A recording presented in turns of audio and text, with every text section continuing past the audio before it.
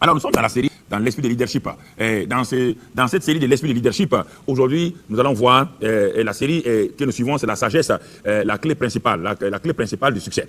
Et à ce titre-là, nous allons voir aujourd'hui, dans cette série sur la sagesse-là, comment transformer vos échecs, vos erreurs en succès, en victoire.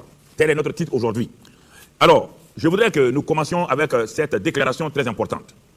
Tout le monde échoue. Tout le monde tombe à un moment ou à un autre. Ça, c'est clair.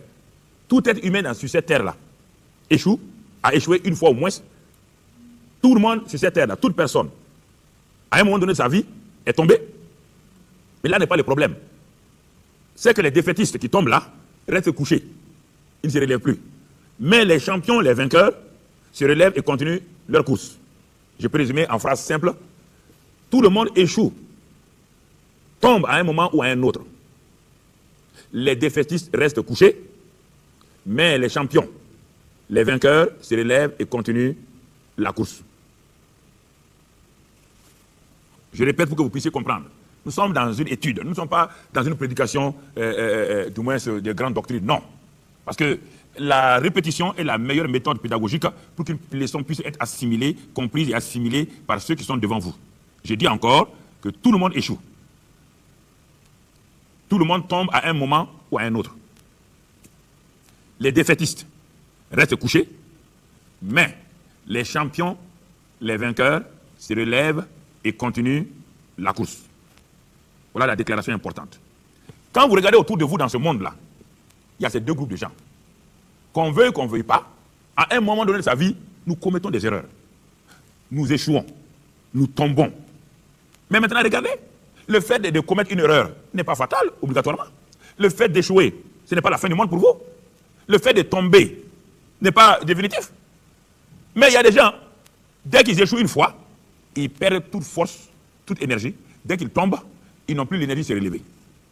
Mais les vainqueurs, ceux qui ont la trempe de vainqueurs, ceux qui ont en eux la mentalité de vainqueurs, de champions, quand ils tombent, ils se relèvent tranquillement, enlèvent la poussière de leurs habits et continuent leur course.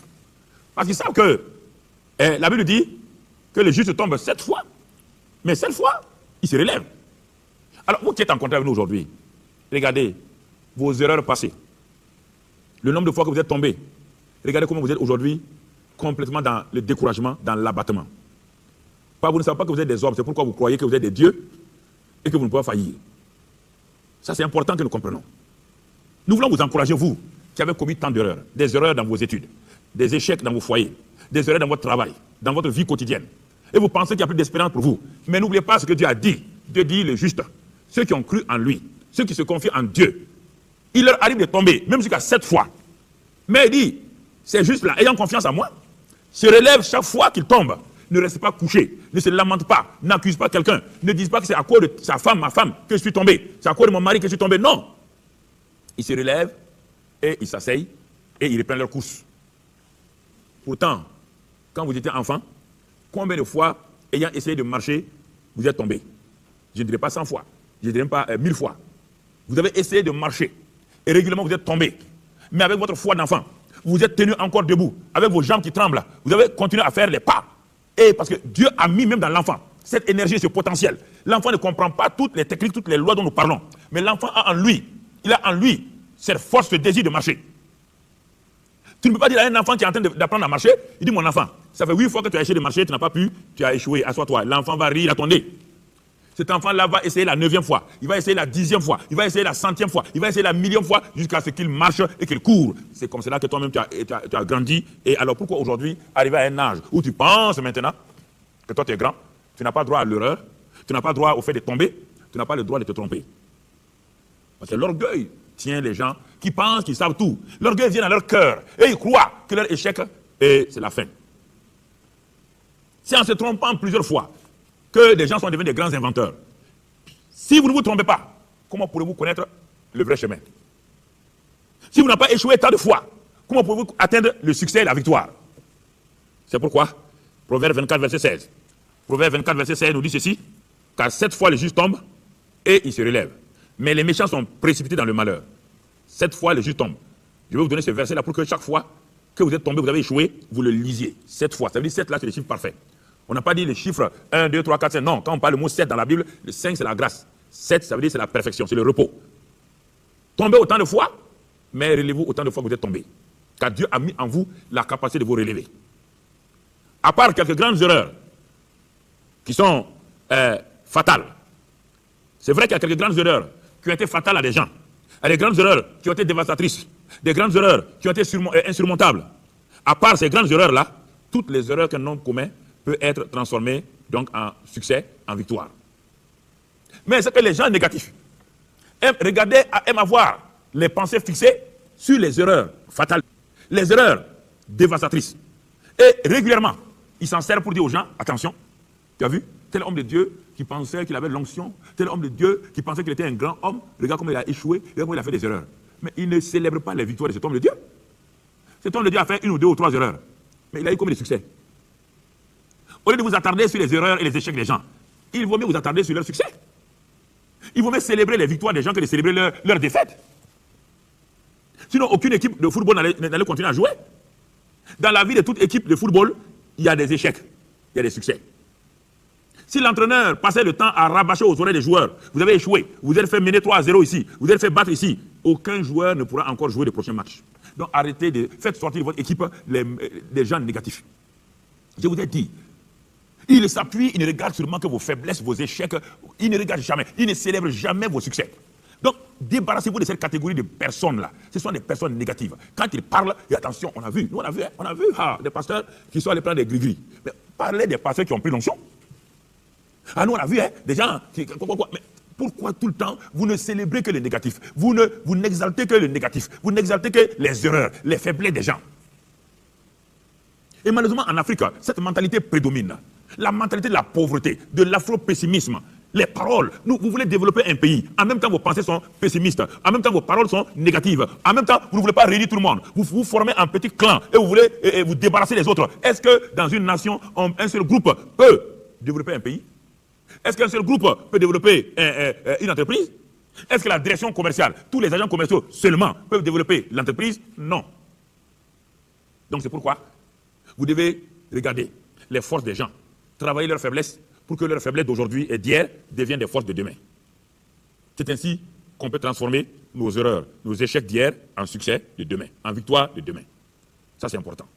L'échec d'hier peut être le succès de demain. Je vous l'ai dit tout le temps, l'échec d'hier contient les ingrédients de votre succès de demain. Chaque échec est une semence. Et si vous regardez les éléments de l'échec, ça va vous empêcher de retomber dans le même échec demain. Ça va vous amener à voir, à discerner qu'est-ce qui vous a fait échouer hier, afin que vous ne reproduisiez plus les mêmes erreurs. Les tragédies de votre vie contiennent, en quelque sorte, des éléments qui peuvent vous faire passer dans les triomphes de demain. Tous ceux qui ont triomphé dans ce monde-là sont passés par des tragédies. Abraham Lincoln est passé par tant de tragédies, mais toutes ces tragédies ne l'ont pas affecté négativement. Il a transformé cette tragédie-là en triomphe, en victoire. Et il est devenu président, un des plus grands présidents des États-Unis.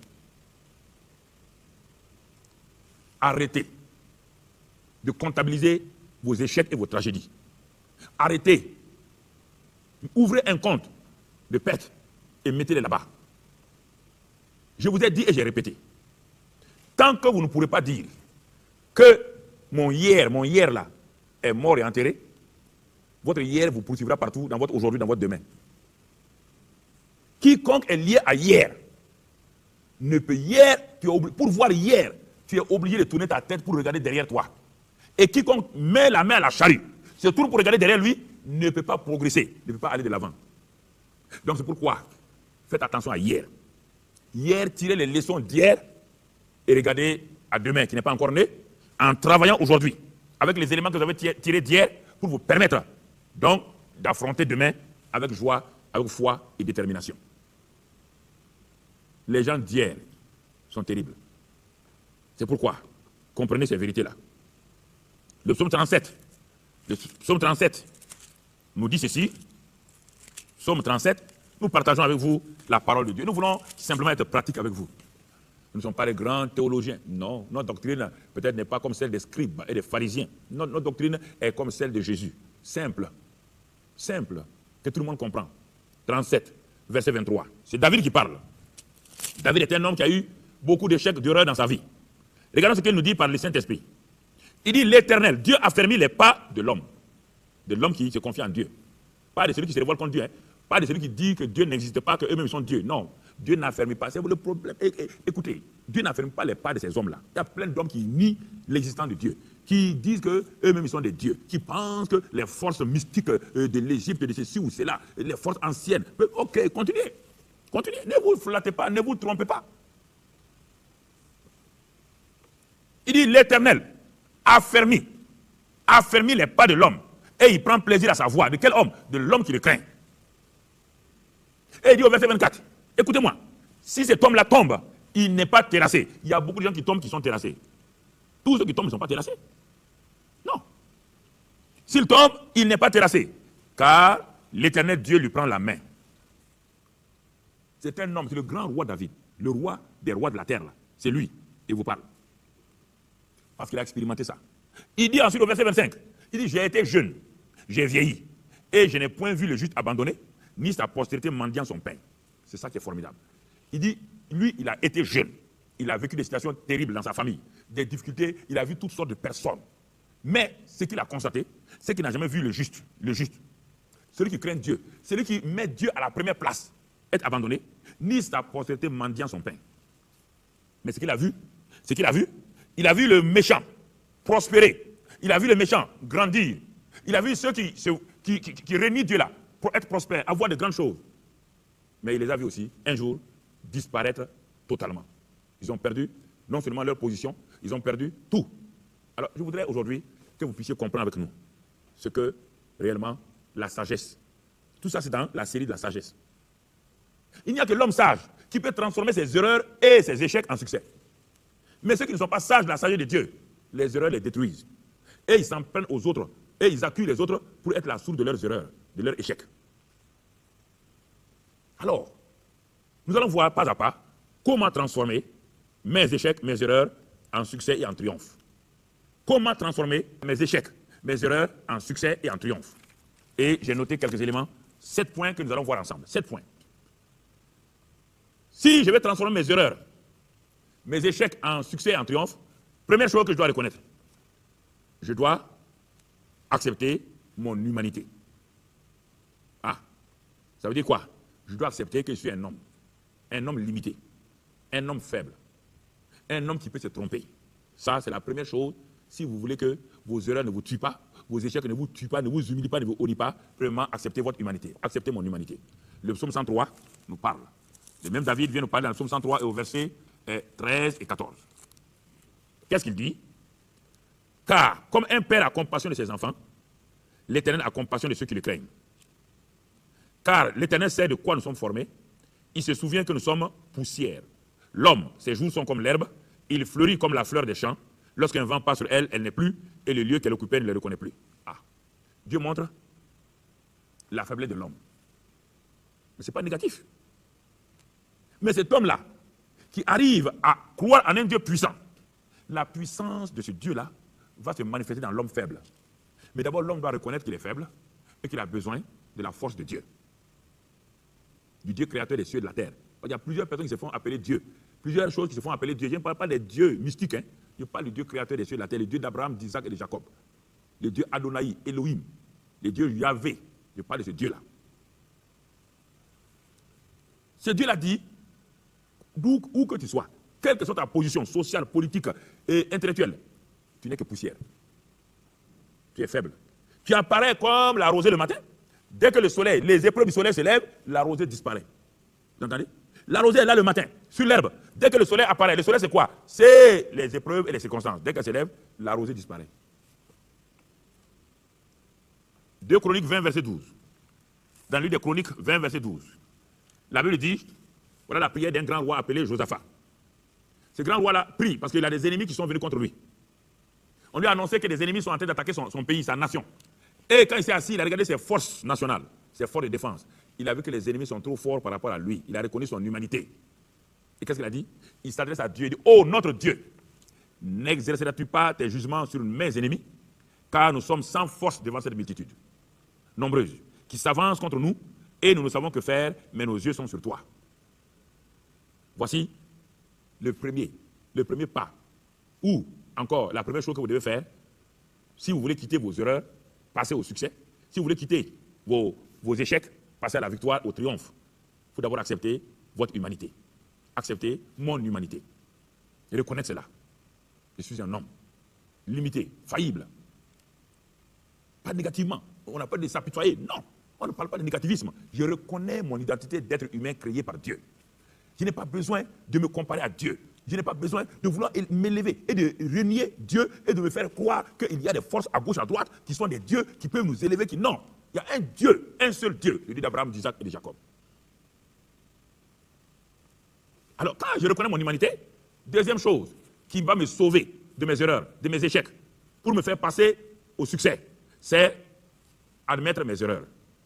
J'accepte mon humanité, je dois admettre mes erreurs. Proverbe 28, 13 nous dit, Proverbe 28, 13, nous déclare quelque chose que je vais mettre sous l'angle de faiblesse et d'erreur. Proverbe 28, verset 13. Celui qui cache ses transgressions ne prospère point. Mais celui qui les avoue et les délaisse obtient miséricorde. Ou, dans les termes où nous parlons actuellement, celui qui cache ses erreurs, voilà, il cache ses erreurs, ses échecs. Il ne veut pas qu'on sache qu'il a échoué, il ne veut pas qu'on sache qu'il a fait des erreurs. C'est lui qui les cache là. C'est terrible. Hein? On est avoué. Non, comment, mon cher? Est-ce qu'il y a un pasteur? C'est ça le problème. Parfois, quand un orateur vient dans l'église ou dans une assemblée, il parle et que je vois mes erreurs, mes fautes, moi je me répands. Mais je vois que les gens qui sont autour de moi me regardent avec suspicion. Ils me regardent, on dirait qu'ils veulent me mépriser. Moi, je ne me laisserai pas avoir par qui que ce soit. Vos regards ne vont pas m'influencer. Puisque je reconnais mon humanité. Je dois admettre mes erreurs. Je dois admettre mes erreurs. On te dit ici que c'est lui qui est orgueilleux. Ce sont les orgueilleux qui cachent leurs erreurs, leurs échecs et leurs fautes. Il ne peut pas prospérer. Mais c'est lui qui les avoue. C'est celui qui les reconnaît et les délaisse. Et qui se fait enseigner, se fait instruire. Cet homme-là, il obtient miséricorde de Dieu. Quand il obtient miséricorde, il prospère aussi. Écoutez-moi. Laissez vos prières, jeûner, prier. Non, écoutez.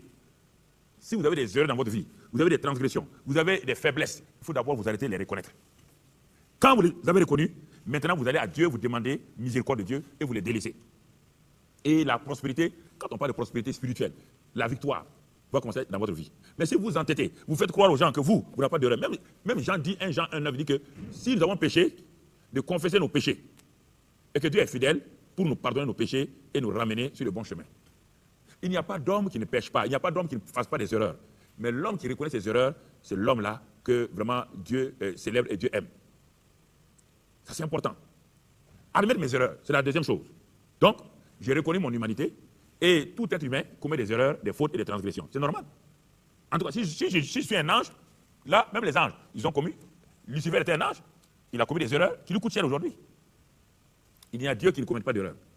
Donc, moi, étant un être humain, je commets des erreurs, je commets des fautes, je fais des transgressions. Alors, je dois les reconnaître. Admettre mes erreurs. Troisième chose, ou troisième pas que nous devons faire, troisième aspect, donc pour transformer mes erreurs, ce que je dois faire, chercher à connaître les causes de mes erreurs.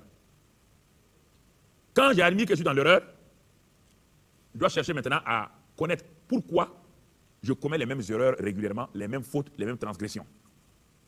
Ah, je dois stopper, je dois m'arrêter. Je dois m'arrêter pour faire le point. Pourquoi? Je dois chercher à connaître les causes de mes erreurs. Quelques-unes des causes. Ça peut être les mauvais conseillers, les mauvais amis que vous avez autour de vous. Vous commettez les mêmes erreurs dans votre foyer. Écoutez-moi, homme. Pas depuis que vous êtes marié, votre femme vous a dit, je te parle à vous. Oui, vous. Depuis, avant que vous mariez, vous avez plusieurs amis. Je parle à quelqu'un de précis. Il y a 2 amis qui vous sont restés fidèles. Les autres amis ont quitté, ils ont accusé votre femme qu'elle n'est pas serviable, qu'elle n'est pas ouverte et tout. Il vous reste 2 amis qui sont autour de vous. Régulièrement, vous sortez de votre foyer. Écoutez-moi, homme, je parle à vous, oui. Vous ne dites rien à votre femme. Les grandes décisions de votre vie, regardez pourquoi vous avez échoué, vos projets ont échoué. Vous parlez d'abord les partager avec vos amis en ville. Et vous avez dit, en tout cas, je pense que tu dois faire comme ça. Fais attention à la femme là. Il ne faut pas dire aux femmes, tu sais. Et puis il faut ça amusement. Toi, tu te laisses tromper. Tu sais, les femmes là, elles sont faibles. Hein. Ne dis pas tes secrets aux femmes. Hein. Ne dis pas tes secrets aux femmes. Non, une femme, on ne peut pas dire ses secrets. Tu sais, elles sont faibles. Et quand tu viens, ta femme te dit régulièrement, mon cher mari, pourquoi ces deux amis là, tu ne peux pas t'en séparer et tu te fâches contre ta femme? Tu dis, mais je les ai connus avant toi. D'accord, tu les as connus en tant que célibataire, mais ton statut a changé.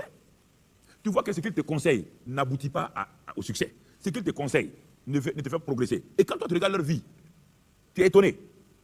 Je te conseille aujourd'hui, toi qui écoutes, qui regardes actuellement cette émission-là, il faut t'arrêter.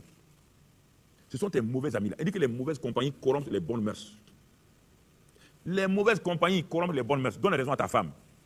Oui, je la vois, elle est en train de sourire. Et toi, tu tournes ta tête. Oui, il ne faut pas te fâcher. Cette femme-là, elle est venue, elle va sauver ta vie si tu écoutes ce qu'elle dit enfin. Tu vas voir que dans l'année suivante, là, tout va changer en toi, tes affaires vont marcher.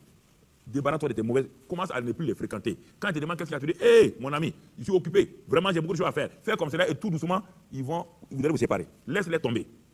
Écoute ce que ta femme te dit. Voilà, j'ai fermé la parenthèse. L'orgueil. L'orgueil, une des causes des erreurs que les gens font. L'orgueil est la cause de l'échec souvent de nos vies. La Bible dit que Dieu résiste aux orgueilleux et que l'orgueil précède toujours la chute. Les grands empires, nous n'apprenons pas les choses. Et il y avait avant, dans les temps anciens, il y avait ce qu'on appelle les empires. Aujourd'hui, on appelle les républiques, c'est la même chose. Empire, royauté, royaume et république démocratique ou quoi, tout, mettez tout là-dedans. Mais toujours, ce n'est que les noms qui ont changé. Les grands empires ont apparu, ont disparu. L'empire babylonien, tenu par les grands hommes comme les Nebuchadnezzar, l'empire perse, l'empire assyrien, l'empire romain, les Césars, où sont-ils aujourd'hui? Et vous remarquez, chaque fois, ils arrivent à leur apogée. Quand ils arrivent à leur apogée, ils se font Dieu. Nebuchadnezzar, le grand empereur babylonien, quand il est arrivé à son apogée, il a commencé à laisser le Dieu créateur des choses et il a laissé que les gens lui disent que lui-même est Dieu. Ils ont fait une statue pour lui et les gens adoraient sa statue. Et les croyants qui étaient à Babylone, Daniel, Shadrach, Meshach et Abednego, ont dit tu n'es pas Dieu, Nebuchadnezzar, tu n'es pas Dieu. Le Dieu des cieux t'a donné la victoire, mais tu n'es pas Dieu. Ne te leurre pas, Nebuchadnezzar. Ne te leurre pas. Et un jour, le grand Dieu du ciel, puisque quand deux dieux se suivent, le second Dieu doit se mettre à l'infinitif. Nebuchadnezzar, Dieu l'a mis à l'infinitif et il a brouté de l'herbe pendant 7 ans. Il était comme un animal avec des ongles qui ont poussé. Lis l'histoire de Nebuchadnezzar. 7 ans après, il s'est repenti et Dieu l'a fait sortir de sa situation. Ne vous trompez pas. L'empire perse, lis l'histoire du monde, l'empire perse, c'est étendu. L'empire romain, c'est étendu. Et les Césars, les Néron et les autres là, se sont fait passer pour des dieux. Et chaque fois qu'ils ont voulu s'élever à la place de Dieu, en ayant d'autres dieux, les Jupiter et autres, alors là, Dieu a brisé leur règne.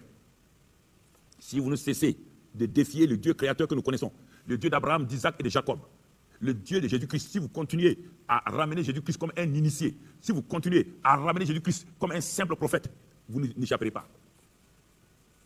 Vaut mieux qu'on vous dise la vérité. La vérité rougit les yeux, ne les casse pas. Vous n'êtes que des êtres humains. Si Dieu claque ses mains aujourd'hui comme ça, vous disparaissez. Les empires ont disparu. Lisez l'histoire du monde. Chaque empire arrive à son apogée et ça descend à commencer lorsque les hommes ont refusé de reconnaître leurs erreurs. On dit qu'ils sont des dieux et on a déjà fait croire qu'ils sont infaillibles. Ce mot infaillible là, personne ne doit le prononcer, ni aucun chef religieux. Personne n'est infaillible. Aucun chef religieux n'est infaillible. Tout le monde, tant que l'homme est homme, tant qu'il est homme là, il est faillible. Faillible. Ne trompez pas les gens, n'élevez pas les gens pour que la colère de Dieu ne les détruise pas. Aucun homme n'est infaillible. L'infaillibilité est pour Dieu seul. Aucun homme n'est infaillible. Ça n'existe pas. Ni dans le temps passé, ni aujourd'hui. Ni dans le futur.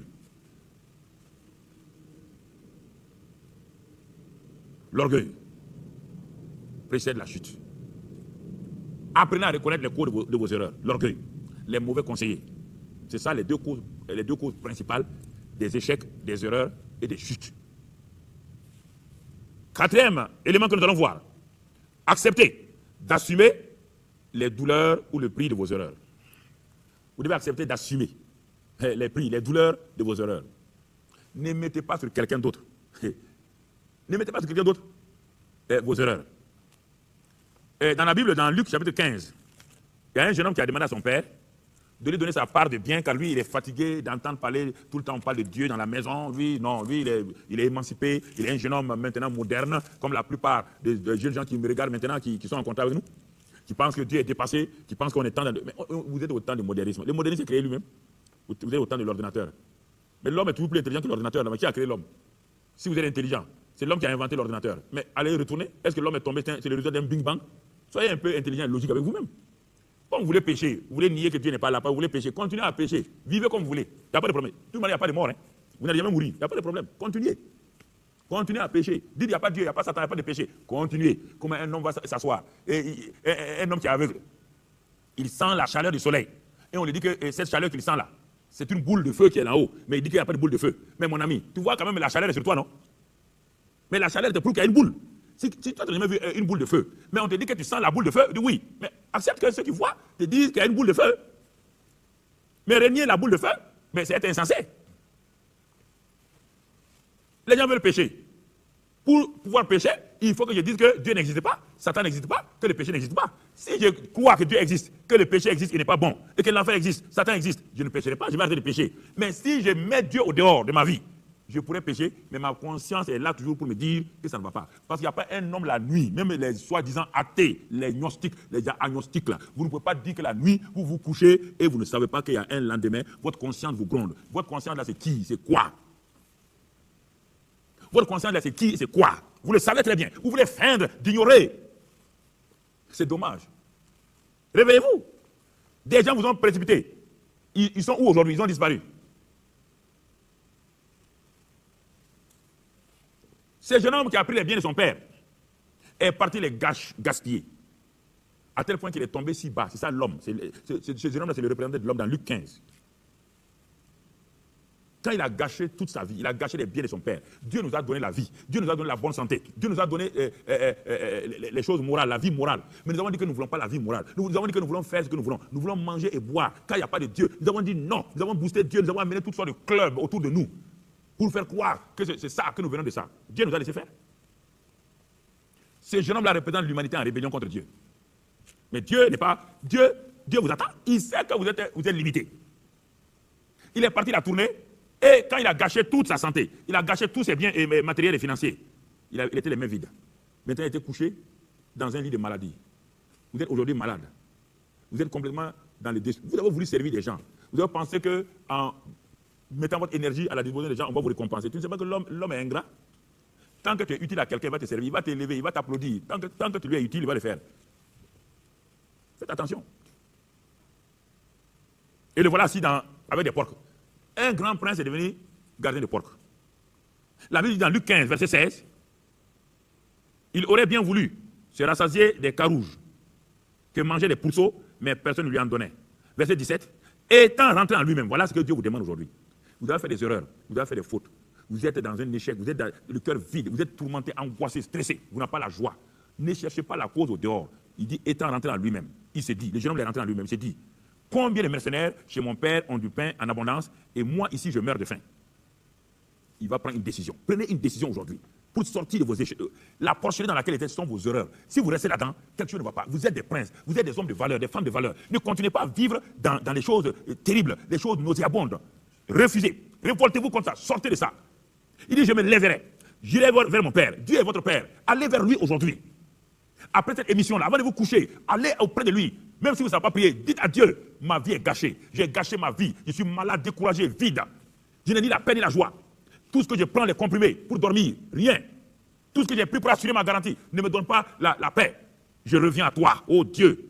Mon Père, j'ai péché contre le ciel et contre toi. Il est dit que le Père l'attendait. Le Père l'a attendu. Le Père l'a accueilli. Dieu veut vous accueillir aujourd'hui. Dieu ne tient pas compte de vos erreurs, de vos échecs. Si vous revenez à lui humblement. Si vous revenez à lui humblement. Revenez à lui humblement. Enlevez le vêtement d'orgueil. Laissez la fierté. Entrez en vous-même maintenant. Vous savez que vous souffrez. Vous souffrez mentalement. Vous souffrez physiquement. Vous souffrez moralement. Vous souffrez car vous êtes dans la solitude. Il y a quelqu'un qui me regarde. Il a une position élevée. Mais maintenant vous êtes dans la solitude. Vous êtes seul. Vous savez très bien que les gens vous mentent. Vous savez très bien que les gens vous exaltent. Vous savez pourtant ce qu'ils disent contre vous. Quand ils s'en vont, c'est terrible. Revenez à ce Dieu-là, tranquillement. Votre solitude va être transformée en paix et en joie. Ça, c'est important. Acceptez d'assumer. Reconnaissez vos fautes. Le psaume 119.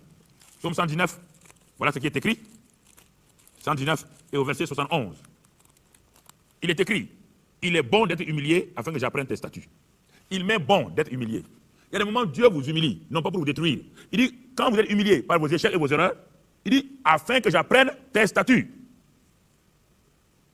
Vos erreurs, les situations dans lesquelles vous... Votre situation là, ne vous plaignez pas. Ne dites pas c'est un type, un tel ou tel. Non, madame. Écoutez-moi. Il faut dire à Dieu, il m'est bon d'avoir été humilié dans cette affaire-là. Parce que je suis en train d'apprendre tes statuts. Je suis en train d'apprendre comment tu agis. Je reconnais.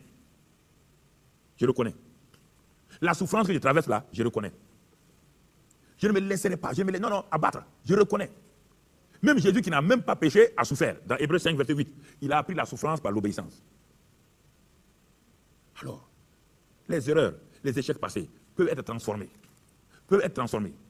Dieu est un merveilleux transformateur. Si vous le laissez vous transformer, si vous lui remettez vos erreurs, vos échecs, si vous lui remettez toutes vos transgressions, vos péchés, remettez-lui cela. Il est capable de les transformer en bien.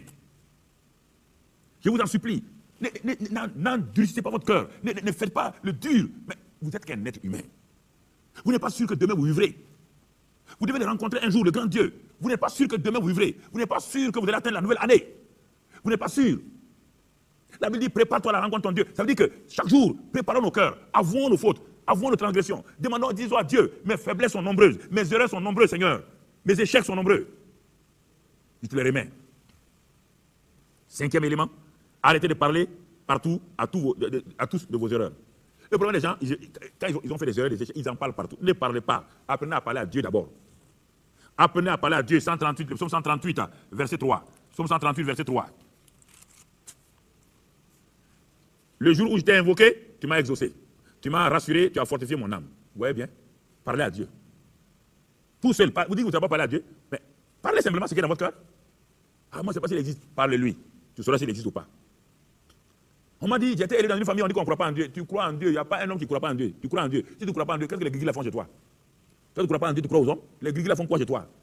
Les fétiches font quoi chez toi? Les statues, les statuettes font quoi chez toi? Tout le temps, tu invites les gens à gauche, à droite de venir là. Qu'est-ce que ces gens font chez toi? Psaume 34, verset 4. 34, verset 4, voilà ce qui est écrit. Exaltez avec moi l'Éternel.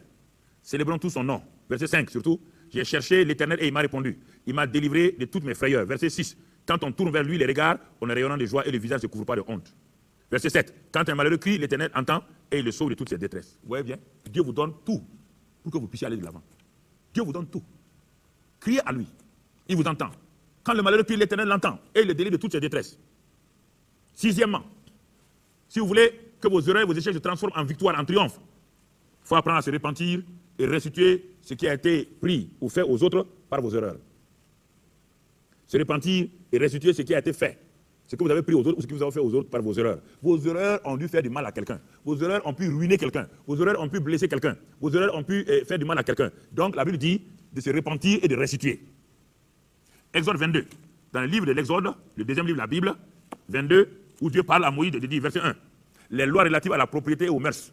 Si un homme dérobe un bœuf ou un agneau, et qu'il égorge ou qu'il le vende, il restituera 5 bœufs pour le bœuf et 4 agneaux pour l'agneau. Si le voleur est surpris dérobant avec effraction et qu'il soit frappé et meurt, on ne sera pas coupable de meurtre envers lui. Donc vous voyez ici, il dit si quelqu'un vole un bœuf ou un agneau, qu'il l'égorge ou qu'il aille le vendre, si on le prend, il doit restituer 5 bœufs pour le bœuf et 4 agneaux pour l'agneau. Si tes erreurs ont coûté la place, tes fautes, tes mensonges, ont coûté la place de quelqu'un, tu es parti diffamer quelqu'un, c'est ça. Aujourd'hui, dans ce monde-là, c'est terrible. Les gens aiment inventer. Et il y a parfois des histoires qui sont inventées, vraiment, vous allez croire que c'est vrai, quoi. Vous dites, non, l'histoire, le mensonge, il y a des gens qui sont des habilleurs de mensonges. Ce sont des couturiers. Hey, quand ils cousent l'habit de mensonge, là, quand toi te portes là, tu vas croire que c'est un bon habit. Or, c'est du papier. C'est du papier qu'il a habillé, il a mis du tissu dessus, il va même te vendre ça à 500 000. Tu vas l'acheter. Plus tard, tu vas te rendre compte que ce n'est pas un habit en tissu. C'est simplement du papier et il a rembourré ça, il a traficoté ça avec des tissus.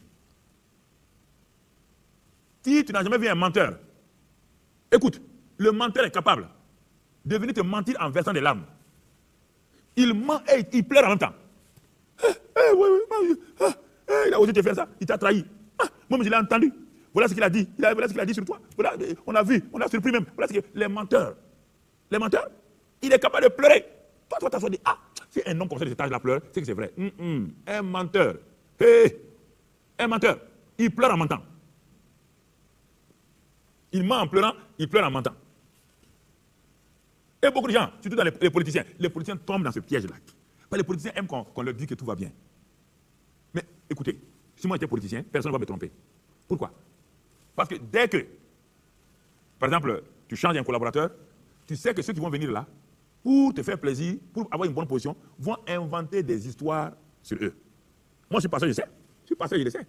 Les gens qui sont autour de vous aiment toujours venir inventer des histoires sur les gens qui sont à côté de vous, ou bien qui vous ont quitté. Ou bien que vous avez envoyé ailleurs. Ils viendront. Il y a des gens qui sont venus inventer des histoires sur mes collaborateurs. Et puis, ils le font avec tellement de droiture et avec des soi-disant preuves que heureusement que j'ai la sagesse de Dieu. Sinon, je vais tomber dans le piège là et j'allais faire du mal à beaucoup de mes collaborateurs. Vous entendez? Alors, moi, j'ai la sagesse de Dieu. Mais la plupart dans le monde politique là, ils ne sont pas dans la sagesse de Dieu. Quand on vient habiller un mensonge. Et la personne qui vient là, elle va s'habiller religieusement. Elle va refaire son visage. Elle va s'asseoir. Elle va faire... Ah, vraiment, le monde est méchant. Ah, monsieur un tel. Monsieur un tel, là. Ah, oui, qu'est-ce qu'il a dit? Qu'est-ce qu'il a fait? Ah bon? Vous n'avez pas entendu? Mais, toute la ville est au courant? Ah bon? De quoi? Mais, il veut votre place, là. Ah bon? Comment ça? Non, quand même, c'est... Bon, tu ne connais pas les gens, hein? Ah, même, tu connais Brahma, non? Brahma a dit ça. De oui. Brahma a dit ça. De oui. Qui a parlé encore? Mais Bintou aussi a parlé. Et Geneva a dit ça. François a dit ça. Non, l'homme était mauvais. Hein? Et puis le menteur là, en train de s'asseoir, il avale sa salive, goulot. Parce qu'il est arrivé à sa fin. Il sait ce qu'il voulait. Quand il sort, il ne peut pas dire à ses amis. L'autre, il est foutu. Hein? Je l'ai crucifié. C'est fini. N'ayez pas peur. Ouais. Voilà. J'ai parlé à tel pays. J'ai dit ça. Mon c'est fini pour lui. Je sais, je suis pasteur. J'ai vu des multitudes de gens qui sont venus se repentir parce qu'ils ont menti sur les gens. Des gens de tous ordres.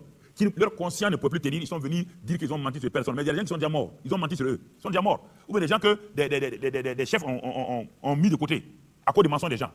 À cause du mensonge. Maintenant, c'est difficile de les faire revenir. J'ai vu des gens qui ont été mis à l'écart. Pourtant, ils ont fait du bien pour un chef. Et on les a rejetés parce que des menteurs sont levés. Leur langue, la Bible dit, on va tuer les gens, on va tuer la renommée des gens par la langue. La langue tue la renommée des gens. Faites attention à ça. Si vous êtes une autorité religieuse, politique, sociale et tout, faites attention. La langue des gens. Faites des enquêtes bien appropriées. Faites des enquêtes contradictoires pour savoir si ce qu'on dit sur les gens, c'est vrai. Ne prenez pas toute chose comme argent comptant. Donc c'est pourquoi Zachée s'est repenti. Quand Zachée a rencontré Jésus, Jésus n'a rien dit. Il a regardé Zachée, Zachée s'est repenti. Et il a restitué. Et le 7e élément, c'est rendre grâce à Dieu et développer une mentalité de vainqueur. Si vous voulez maintenant, vous avez fini les 6 étapes, maintenant la 7e étape, vous rendez grâce à Dieu pour que vous avez donné de connaître vos erreurs, vos échecs, pour vous avoir donné de comprendre tout cela, vous remerciez Dieu et vous commencez à développer une mentalité de vainqueur. Et vous commencez à dire la vérité. Philippiens 4, versets 8 et 13, que tout ce qui est vrai, tout ce qui est pur, soit l'objet de vos pensées. Vous changez votre langage. Jean 4, vous apprenez à savoir que Dieu est en vous. Le psaume 145, verset 14. Vous développez tout cela. Et vous allez voir que vos erreurs que vous avez faites, vos échecs là, Dieu va les transformer. Dieu est un transformateur. Il les transforme au fur et à mesure. Et alors vous allez être transformé vous-même. Vous passerez et vous allez voir que le succès et la victoire deviennent votre héritage. Que la grâce de Dieu vous accompagne pendant ce temps-là. Que la paix de Dieu vous accompagne. Au nom de Christ Jésus, soyez bénis.